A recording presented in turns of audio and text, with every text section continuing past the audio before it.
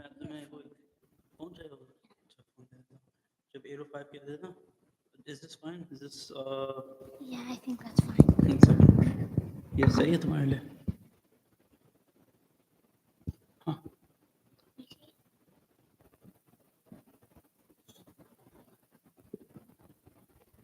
I can be like a long surah, but it's like short long. Okay, which surah? You can pick it up and then you can just say it.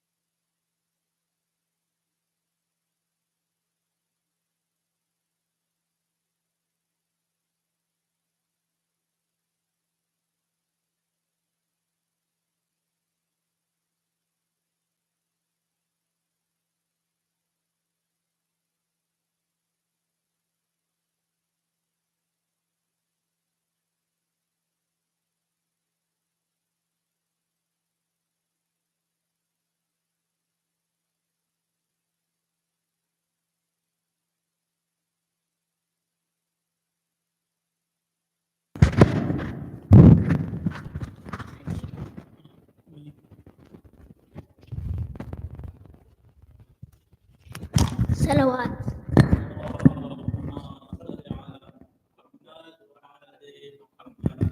أعوذ بالله من الشيطان الرجيم. بسم الله الرحمن الرحيم. عما يتساءلون عن النبأ العظيم الذي هم فيه مختلفون. كلا سيعلمون ثم كلا سيعلمون. ألم نجمع للأرض مهادا والجبال أوتادا وخلقناكم أزواجا وجعلناهم نومكم سباتا وجعلنا الليل لباسا وجعلنا النهار معاشا وبنينا فوقكم سبعا شدادا وجعلنا سراجا وهاجا وأنزلنا من المعصرات ماء ثجاجا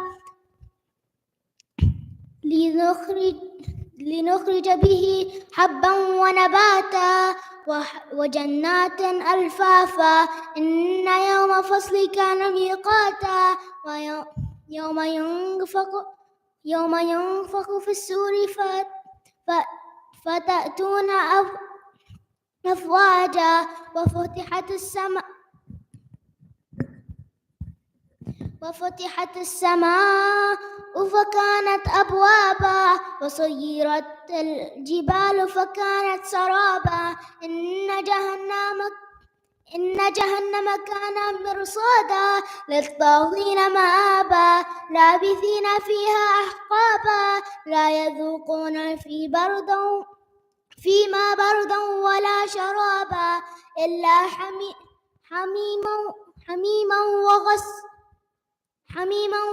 حميما وغساقا جزاء وفاقا. إنهم كانوا لا يرجون حسابا وكذبوا بآياتنا كذابا وكل شيء أحصيناه كتابا فذوقوا فلن نزيدكم إلا عذابا. إن للمتقين مفازا حدائق وأعنابا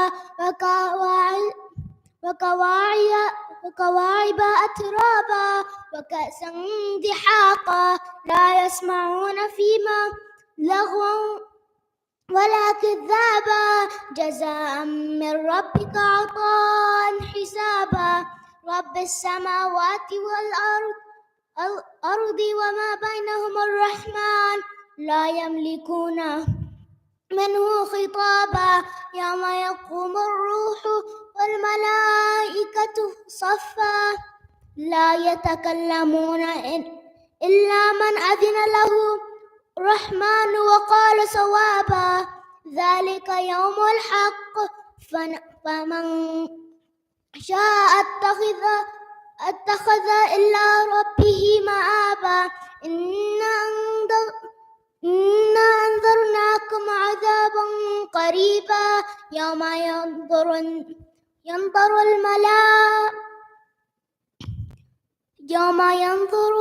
المرء ما قدمت يداه ويقول الكافر يا ليتني كنت ترابا صدق الله العلي العظيم.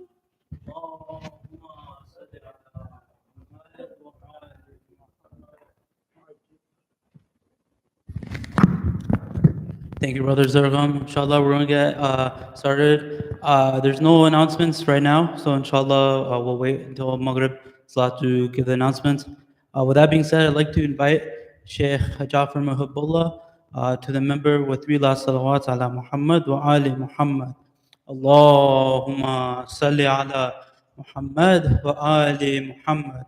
Allahumma salli ala Muhammad wa ali Muhammad. اللهم صل على محمد وآل محمد وعجل فرجهم.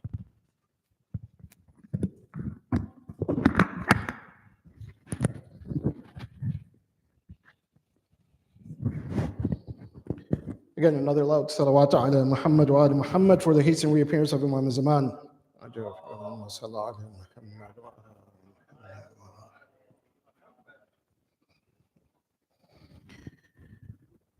أعوذ بالله من الشيطان اللعين الرجيم بسم الله الرحمن الرحيم به نستعين الحمد لله الذي جعل الحمد مفتاحا لذكره وسببا للمزيد من فضله ودليلا على آلائه وعظمته ثم الصلاة والسلام على خير خلقه سيدنا ونبينا وحبيب قلوبنا أبي القاسم المصطفى محمد اللهم صل على محمد وعلى آله الطيبين الطاهرين المعصومين لا سيما بقية الله في الأرضين أرواحنا له فدا أما بعد فقد قال الله سبحانه وتعالى في كتابه الكريم بسم الله الرحمن الرحيم وقضى ربك ألا تعبدوا إلا إياه وبالوالدين إحسانا صدق الله العلي العظيم.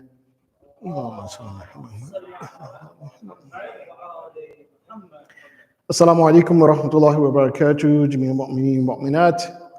First and foremost, I give my condolences to the Imam of our time, Imam Zaman, Jafar Sharif, and then to all of you on the occasion which we are commemorating in these days and nights. That is the aftermath of Karbala, the imprisonment of the Ahlebaith, Imam Zain al-Abidin, Zainabia Kubra, and the orphans of Karbala. As our discussion has been about family politics and justice, and how the whole movement of Imam Hussein alayhi salatu wasalam teaches us many lessons about how to develop ourselves as a family, particularly because it is the most important social and political institution in any society. Yesterday, we mentioned 2, or at least we were only able to touch on 2 of the qualities that Imam Zain al-Abidin alayhi salatu wasalam, he pointed out, and we just went quickly over those things. As that is to become rafiq and shafiq, for one's parents. And the reason why I want to just simply emphasize that just a little bit before we begin our section for today is that that quality of being shafiq, again, you will find it is translated as friend, but it is a little bit deeper than that. To be a shafiq, or at least as Allah subhanahu wa ta'ala, He points out in the Quran, that in paradise, groups of individuals, they will sit together and they will ask each other that, how did you make it to paradise? What was your secret? And so they respond, they said, Inna kunna fi ahlina mushfiqeen, that we were mushfiqeen. And you'll find it many different translation ones. Oh, we were friendly, we were kind to our family. But when we look at the meaning of that, especially from the riwayat of Ahlebaith, alayhim salatu wasalam, and even literally when we dive into that word mushfiq, or the other like derivative shafiq, it's more than just a friendship. It is a concern. It is a concern about the well-being, both the emotional and the spiritual well-being of individuals. So when Imam Zain al-Abidin, alayhi salatu wasalam, just as Allah subhanahu wa ta'ala, He speaks to us, or at least He alludes to in the Quran, that one of the ways to paradise is to have that quality of being shafiq or mushfiq, to be concerned about the spiritual well-being of our family members, that you're concerned about their deen, not simply their dunya. Because if you're concerned about their deen, then you will be concerned about how they're living. What is the state of their prayers? What is the state of their fast? What is the state of their connection to Allah subhanahu wa ta'ala? And also it goes into what is their state and their relationship between each other. Because as we know, as Allah subhanahu wa ta'ala, He also tells us on Yawm al-Qiyamah, there will be individuals, they will be fleeing from each other. يَوْمَ يَفِرُّ الْمَرْءُ مِنْ أَخِيهِ وَأُمِّهِ وَأَبِيهِ. That day, people will flee from their brothers, their parents, their mother and fathers, وَصَاحِبَتِهِ, and even, again, their spouses. Why? Because they have not observed the rights of one another. So when a person is mushfiq, or that person is shafiq, they're concerned about how each other observes their rights. Sallallahu alayhi Muhammad wa ala Muhammad.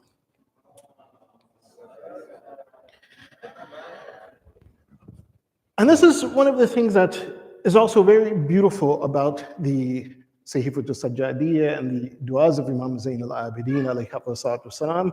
As we read those du'as, we can reference them back to the Quran. Where does Allah subhanahu wa ta'ala speak about these issues within the Quran? As we begin our lecture for tonight, reciting just a part of verse 23 of Surah Al-Isra, so chapter 17, verse 23. Part of that verse we all are very much aware of, where Allah subhanahu wa ta'ala, He says, وَبِالْوَالِدَيْنِ إِحْسَانًا. And of course, to be kind to your parents, it comes after this idea and concept of tawheed. As many of the mufassirin and ulama, they say that how important that aspect is, to be kind towards one's parents, to have that ihsan, that Allah subhanahu wa ta'ala, He mentions it after what? Tawheed. But if we read the rest of verse 23 and also verse 24, then see that Allah subhanahu wa ta'ala, He's pointing to this aspect of life, part of a reality of life that we come to know, that right after He says that be kind to your parents, He says that perhaps one of them may become elderly, or both of them may become elderly. So just as when you were young, your parents took care of you through their kindness, that you needed help, you needed assistance. And that cycle, it comes back around, that when a person becomes elderly, like many of us with the gray hairs in our heads, that we are not youth anymore. And even today, that this is one of the things that I experienced, that unfortunately I had to put on the shades. I'm not just wanting it to be cool, but unfortunately I had an issue with my eye, so I don't want the light to irritate it. But anyway, when your parents become old, then you need to take care of them as they took care of you, as Allah subhanahu wa ta'ala, He points out in this verse. And again, if we compare that to the dua of Imam Zain al-Abidin, one of the things that Allah subhanahu wa ta'ala says here as well, He says, "Ikhfid lahuma janah dhul." And lower your wing. Imam Zain al-Abidin, in that part that we read yesterday, he said, lower your voice. How do you interact with your parents? So Allah subhanahu wa ta'ala, He says this, and then at the end of verse 24, Allah subhanahu wa ta'ala, He makes it incumbent upon us that whenever Allah subhanahu wa ta'ala, He gives a command, then either it is a command, as some say that it is obligatory, some say that it is irshadi. Of course, the ones that are obligatory, aqimu salat, atu zakat. But here Allah subhanahu wa ta'ala, He's using it with regards to your parents. He says, قُلْ رَبِّ ارْحَمْهُمَا كَمَا رَبَّيَانِي صَغِيرًا. That say, make this dua for your parents, that Allah shower your mercy upon them as they have raised me when I was young. It is through that rahmah, that mercy, that they've raised me. So Allah return and reciprocate that mercy back upon them. And this is one of the things that Imam Zain al-Abidin, alayhi wasalam, he emphasizes within dua number 24 of Sahih al-Sajjadiyya. At one section he says, Allahumma shkur lahuma tarbiyati. That, oh Allah, I'm grateful, or I'm giving thanks and I'm being grateful to them. And so this gratefulness that I have in my heart, to Allah, send the barakah of that shukr to them. Send that barakah to them. And of course, as the Prophet of Allah, he said that the person who does not thank the creation of Allah hasn't truly thanked Allah subhanahu wa ta'ala. وَأَثِبْهُمَا عَلَى تَكْرِيمَتِي. And this is very interesting. As Imam Zain al-Abidin, he says that, oh Allah, and reward them for the respect that they show. And here, Imam Zain al-Abidin, alayhi salatu wasalam, he's pointing to one of these rights, or at least the adab of the rights that the children have over the parents. Why? Because that right that they have, or at least that adab, that if their parents show towards them a type of respect, because that's what ikram means. So to respect someone. So we may be thinking, of course, as Allah subhanahu wa ta'ala, He says, yes, you have to bil walidayni ihsana wa qulu lahuma qawlan karima. So how do we speak to our parents? In a respectful manner. But Imam Zain al-Abidin, alayhi wasalam, he's saying that, oh Allah, give them reward for respecting me. Why? Because they taught me how to respect them through their respect for me. In fact, Rasulullah sallallahu alayhi wa sallam,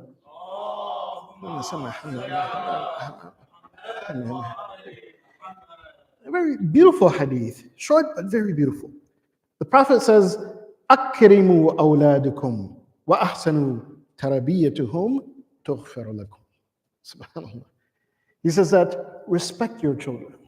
In other words, that when we interact with our children, sometimes, our children, they get out of line, they may, we tell them to do something, and what happens? They don't do it. Or we tell them to do something and say, oh yeah, we're going to get to it. We want them to do it now. We're like, hey, go wash your dishes. And then what do? They go begin playing their video game, or they go watch something, or they go and just relax. And we go away, we come back, we're like, what? Dishes are not washed, or this is not done? And so what do we do? Do we begin to yell at them? Hey, if we do that, then we're not training them, we're not teaching them to be respectful. Yeah, we use and we emphasize that authority that we have, but we do it in the wrong manner. Rather than saying, hey, you know what, I asked you to do this. Okay, you need to do this. Oh, you want to go out and play basketball? Oh, you want to go out and do this? Okay, yeah, you could do that, but you have to do what I asked you to do first. So how we engage with them is very important. And this is why the Prophet of Allah, he says, respect your children. أَكْرِمُوا أَوْلَادِكُمْ وَأَحْسَنُوا تَرَبِيَّتُهُمْ. And give them the best of upbringing. Instill within the best of manners. Why? Because that will reflect back in that time with we become elderly, and now they have to take care of us. You know, they may think that we're going to do something, or it becomes a job. It becomes a very difficult task at times. And of course, we all age differently. Sometimes we may need more help or less help. But nonetheless, if we instill that tarbiyah in them, that upbringing in them, that no matter what the difficulty is, that we will engage with you in a respectful manner. So the Prophet said that when you do that, when you respect your children, when you give them the best of adab and tarbiyah, تُغْفِرُ لَكُمْ. That Allah subhanahu wa ta'ala, He will forgive you. Again, one of, subhanAllah, this is, if we think that, oh, how do we gain the maghfirah of Allah subhanahu wa ta'ala, the forgiveness of Allah subhanahu wa ta'ala? So quite often we say, oh, you know what, recite astaghfirullah so many times, read this dua, make this salat, this and that. But here Rasulullah sallallahu alayhi wa sallam,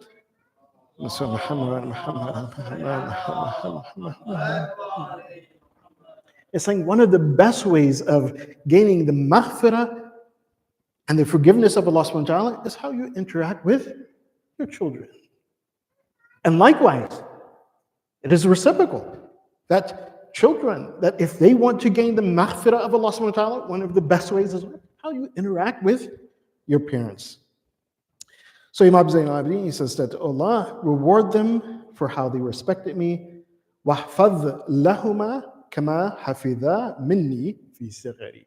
And Allah, that just as they protected me at my young age, that Allah protect them from all kinds of calamities or whatever the difficulties are in the barzakh. If our barzakh may have that potential difficulty, yeah, Allah protect them as they protected me. Here I just want to point out just two issues. And of course, we don't have time to cover those things, but these are very important issues when it comes to this relationship between parents and children. Sometimes we don't give enough attention to it, and hopefully, inshallah, simply by me mentioning or at least raising some of the awareness about it, that perhaps at some point we'll have a workshop on that. And that is one, adoption. Sometimes we think, oh, don't want to adopt a child or something, but the orphans who also need that support, need that tarbiyah, perhaps because their parents were not able to give that to them, then it becomes a responsibility of the community. It becomes a responsibility of the ummah. And unfortunately, in some cases, even I heard of this, just one family that the parents passed away and now the child is a Muslim family. Now the child is going for adoption. And who adopts him? Someone who's not Muslim, not from the community. And so how will they give that tarbiyah to the child? That tarbiyah that we are taught within the Quran and in the Sunnah of Rasulullah and Ahlebaith alayhim afdal salatu wasalam. And this is something that even in the whole event of Karbala, we understand, we learn this. And where do we learn this at? Muslim ibn Aqil. Muslim ibn Aqil, and the son of Aqil, the brother of Amir al-Mu'mineen. One of the things is that he had many children. And Aqil, he wasn't very wealthy. So Aqil, he gave Muslim to Amir al-Mu'mineen Ali ibn Abi Talib alayhi salatu wasalam. And Amir al-Mu'mineen Ali ibn Abi Talib alayhi salatu wasalam, he raised a Muslim as his own son. He grew up with Imam Hassan and Hussein like they were his brothers. Even in that letter, when Imam Hussein alayhi salatu wasalam, he writes that letter to the people of Kufa, when he sends Muslim ibn Aqil, he says, I'm sending to you Akhi. He says, this is my brother. Wathiqati. He doesn't say, oh, I'm sending to you Ibn Ammi. I'm sending to you my cousin and someone who I rely on. He says, no, I'm sending to you Akhi. This is my brother. They grew up together. The other issue, we don't have much time to, again, reflect on this, but a very important issue when it comes to this relationship and tarbiyah, issue that we must take very seriously, and that's postpartum depression. That sometimes it will affect That's how the parents, they interact with their children. It will affect that how they, again, as Imam Zain al-Abidin, he's praying, he says, oh Allah, thank them, I thank you, or thank them, or give that barakah of this, giving gratefulness or thankfulness to them for my tarbiyah and for protecting me. But sometimes that postpartum depression, it kind of blocks that, oh, this is my child, I need to take care of this child, I need to protect this child. So we need to take this issue serious. And inshallah, that those our sisters who may face that or may have that challenge, that as a community, that we help them to help their children, to help their family. Sallallahu ala Muhammad wa ala Muhammad.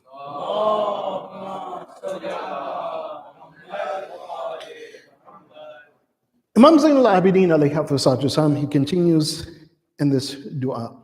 And he points out a reality, pretty much so in line with one of the things I was saying. And that reality is that, sometimes we may fall short of fulfilling our duty and our responsibility to one another. Sometimes as children, we may fall short of fulfilling that duty and responsibility. So even Imam Zain al-Abidin, alayhi hafizah, he accounts for this in the dua. He says, Allahumma wa ma massahuma minni min adha. That, oh Allah, that sometimes I may fall short. Sometimes, yes, my parent has asked me to do this or do that, and I, instead of doing that immediately, or I know they want me to do it immediately, I go and I do something else. And then they get annoyed by it. They get upset. So Allah, that whenever I've done this, whenever I have annoyed them, bothered them, وَخَلَصَ إِلَيْهِمَا عَنِّي مِن مَكْرُوهٍ, and they became upset with me.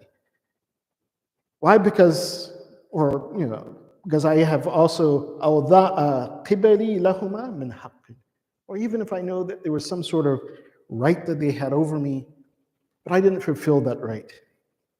So then Imam Zain al-Abidin, he asked Allah subhanahu wa ta'ala, so make that annoyance for them حِدَّةً لِذُنُوبِهِمَا. That if I've upset them, oh Allah, and if they return that, again, because we're supposed to respect our children. We're supposed to teach them that through our interaction. And perhaps they yelled at me. Perhaps they admonished me. Perhaps they punished me out of anger as well. But, oh Allah, don't hold it against them. Perhaps because of that, they didn't observe my right over them. That, oh Allah, but rather count that for them as a forgiveness of their sins. وَعَلُوًا فِي دَرَجَاتِهِمَا. So I've annoyed them, I've bothered them, I made them upset, and they expressed it towards me in the worst of ways. So Allah, not only forgive them, but elevate their status. Give them a higher status in closer proximity to you, Ya Allah.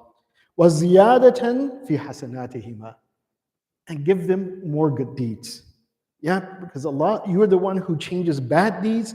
يَا مُبَدَّلَ السَّيِّئَاتِ بِأَضْعَافِهَا مِنَ الْحَسَنَاتِ. So you're the one who takes bad deeds and you change them into good deeds.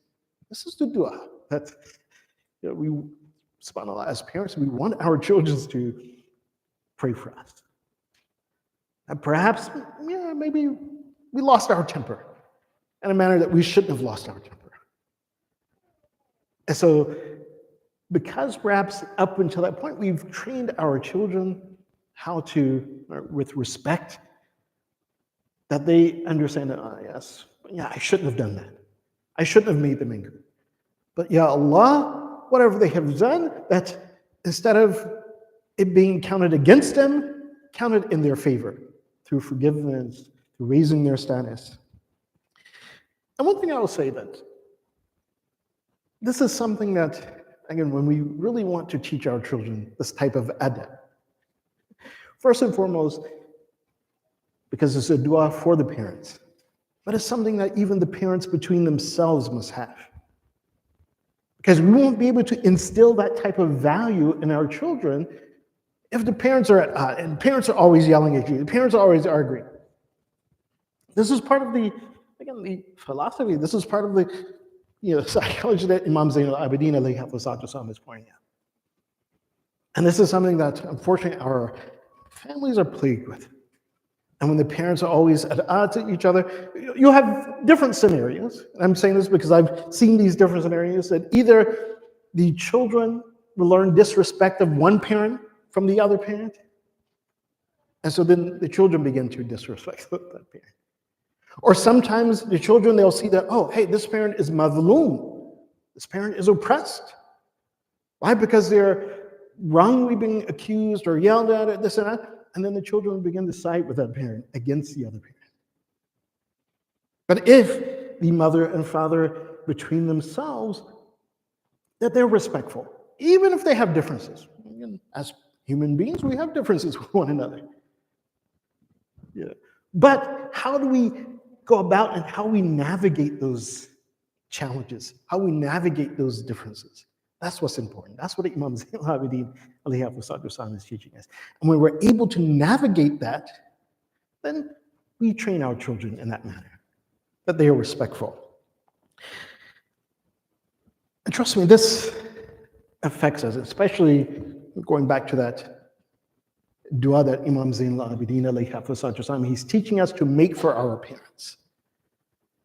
That if they are upset with us, that we ask Allah subhanahu wa ta'ala to forgive them. Because one of the things that, subhanAllah, that is very detrimental to our lives and our spiritual lives is the displeasure of our parents.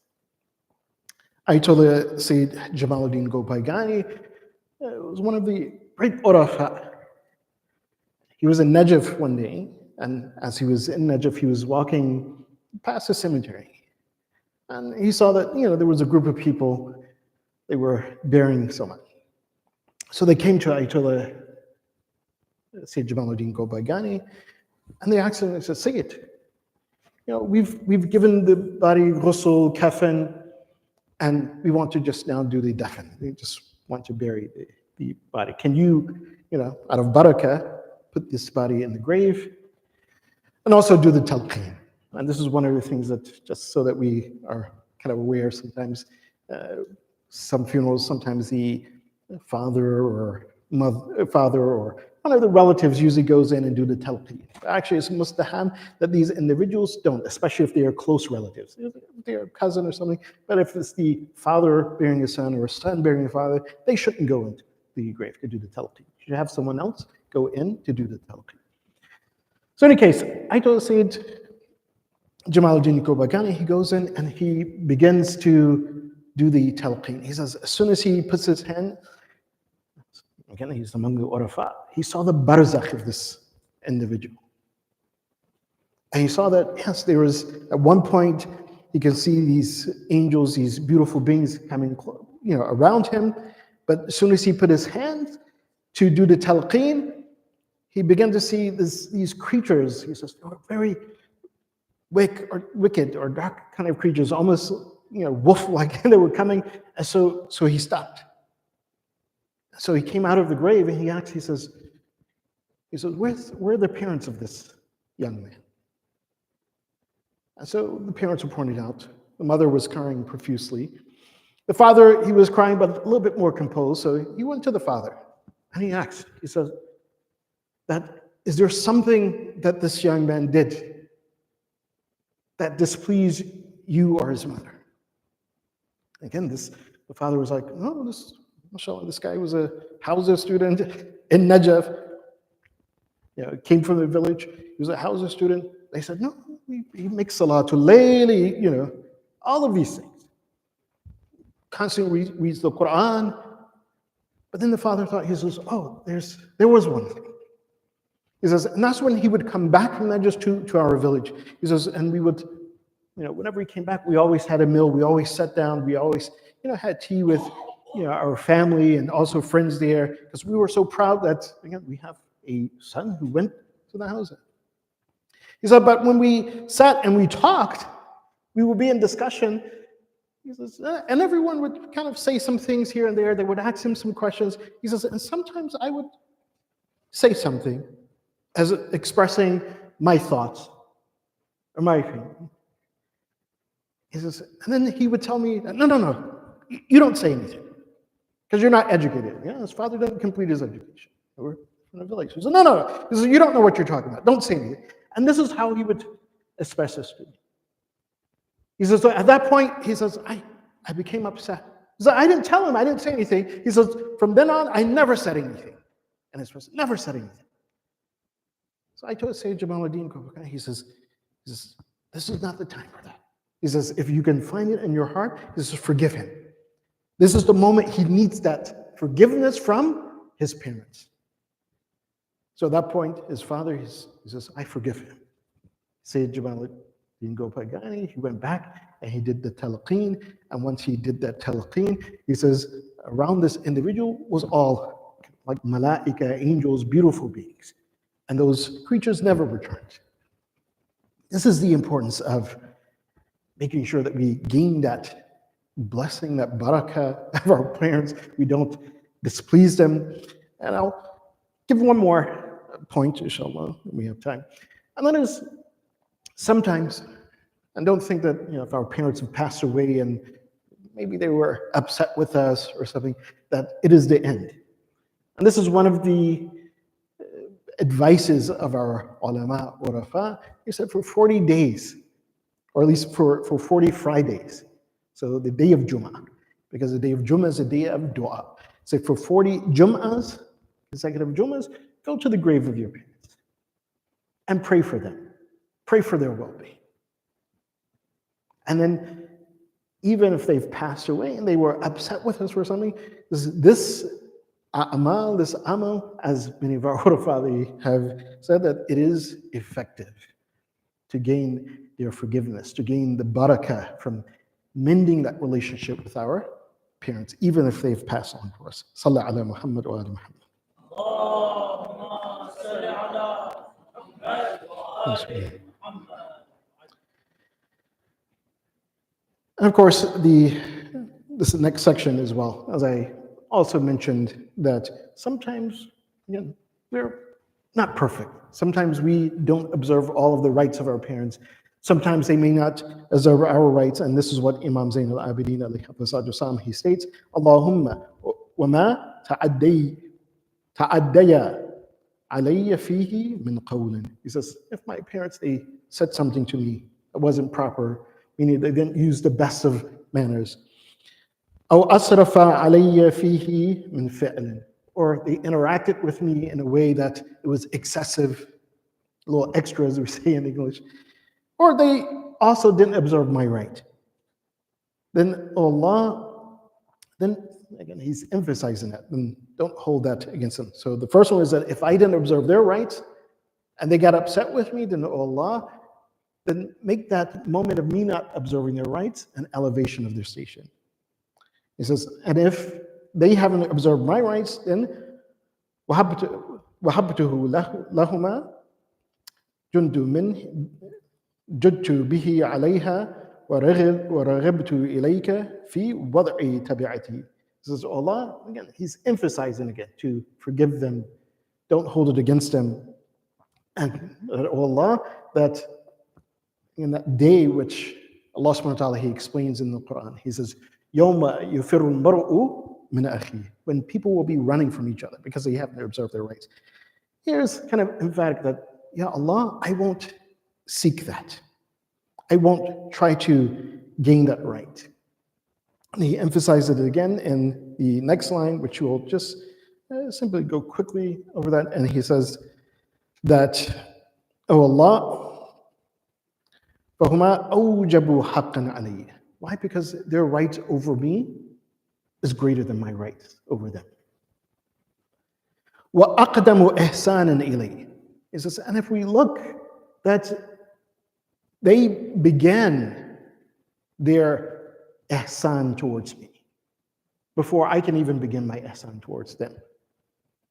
Again, because my parents, they married, they began to prepare to have children. When they had children, they prepared everything for me.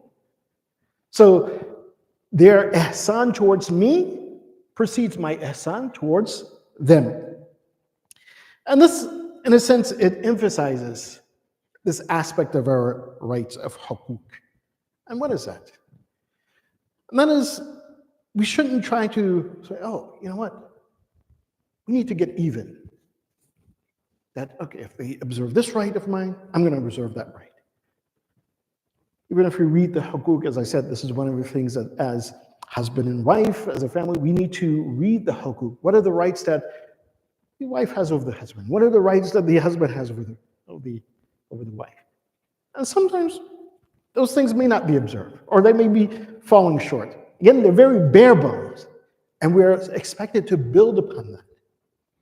But if we only take those bare bones and we say, oh, you know what, if you don't observe this, I'm not going to do that. If you don't do this, I'm not going to do that. And we're constantly doing tit for tat, or trying to make it even.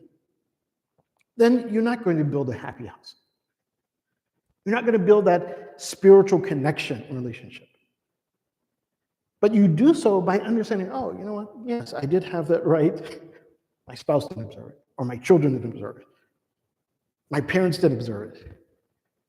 And how do you navigate that? You navigate it in the best of manners, by making sure that you observe their rights.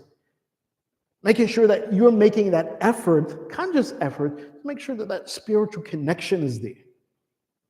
And then inshallah, through that action, through dua for the parents or dua for the spouses, dua for each other, because again, the dua for a family, and this is one of the things that come out, the dua for the parents, dua for the children, that when the family makes dua for one another, the success of that family is in this. That they're praying for each other's well-being, each other's spiritual elevation and status. And this is the same thing that we see in Karbala. This is the thing that we also experience on Tasu'a, that, yes, the Ahlebaith, alayhim afdal salatu wasalam, that when they took that night to pray,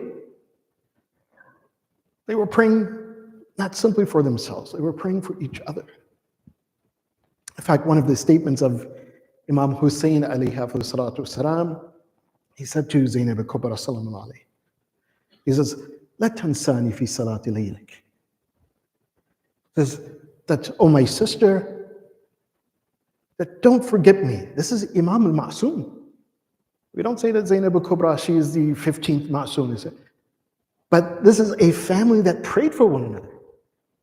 And this is why Imam Hussein alayhi salatu wasalam, he says, oh my sister Zainab, don't forget me in your Salatul Layl. But what type of Salatul Layl was the Salatul Layl of Zainab after Ashura? Imam Zain al-Abidin, he describes that Salatul Layl.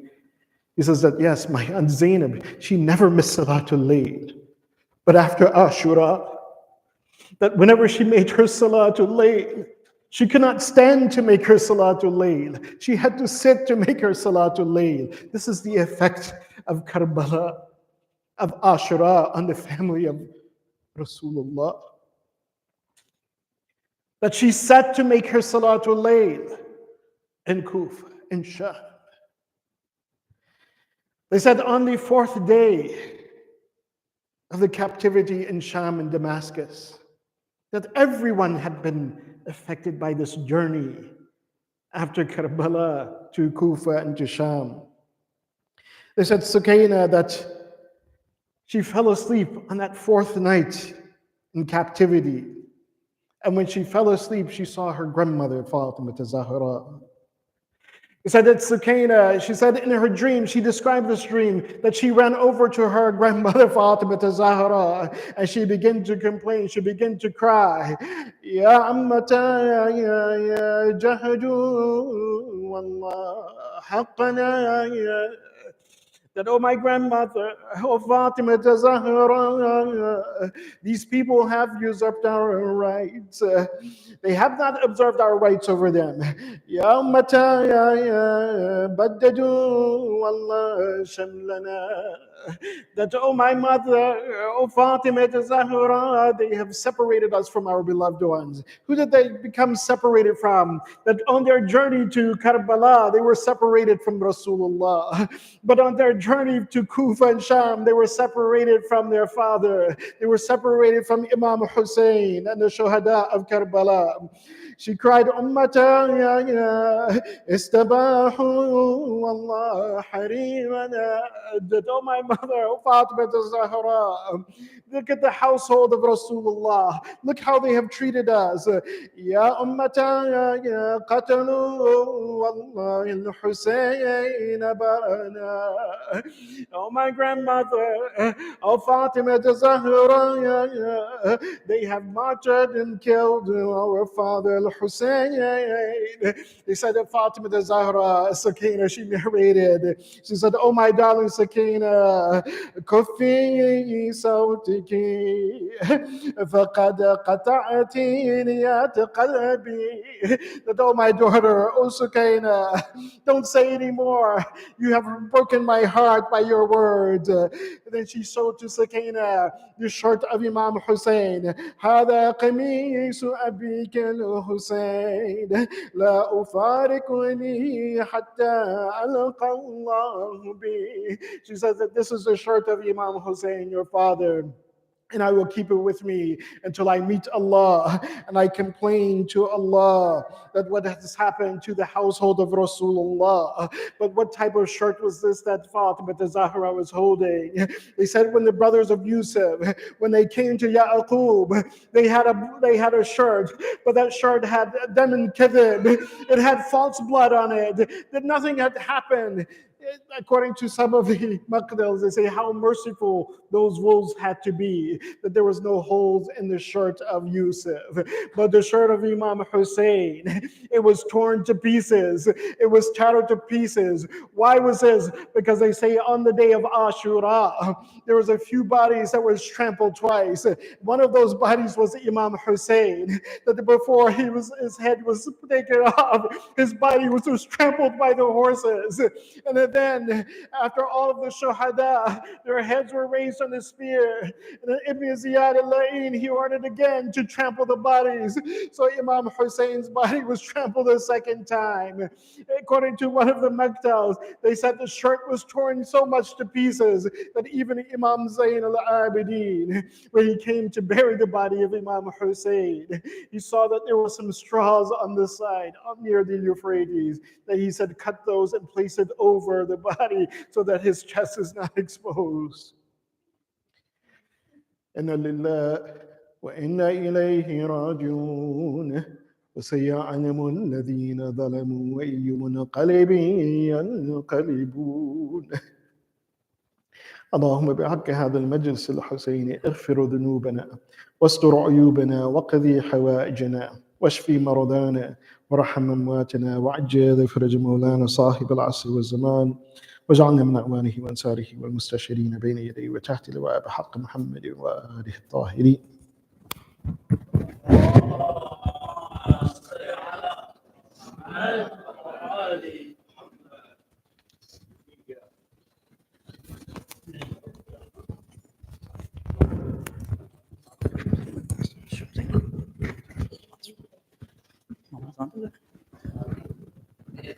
We have 3 minutes.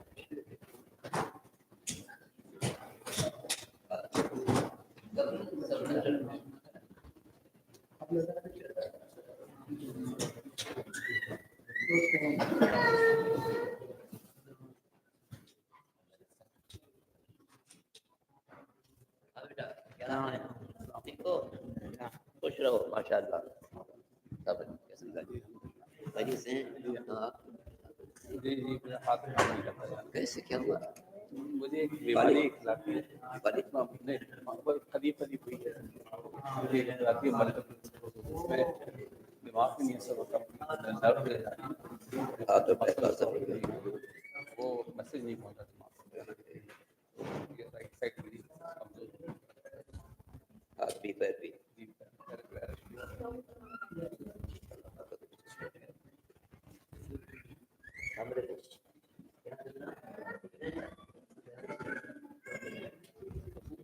सही है थोड़ा सा कर लीजिए और आगे और बहुत 53 पे कि पूरे 3 मिनट नहीं 58 और ऐसे 1 मिनट ना वो 3 मिनट है और 2 मिनट ठीक है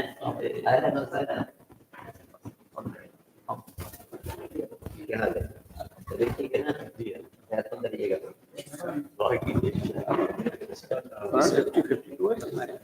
अरे हो गया चलो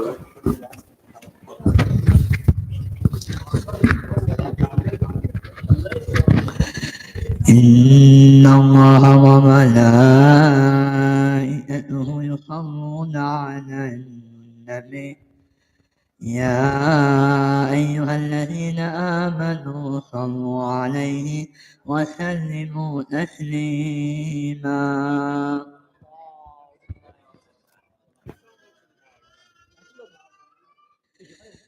سبحان الله والحمد لله ولا إله إلا الله والله أكبر ولله الحمد الله أكبر الله أكبر الله أكبر الله أكبر أشهد أن لا إله إلا الله أشهد أن لا إله إلا الله أشهد أن محمدا رسول الله أشهد أن محمدا رسول الله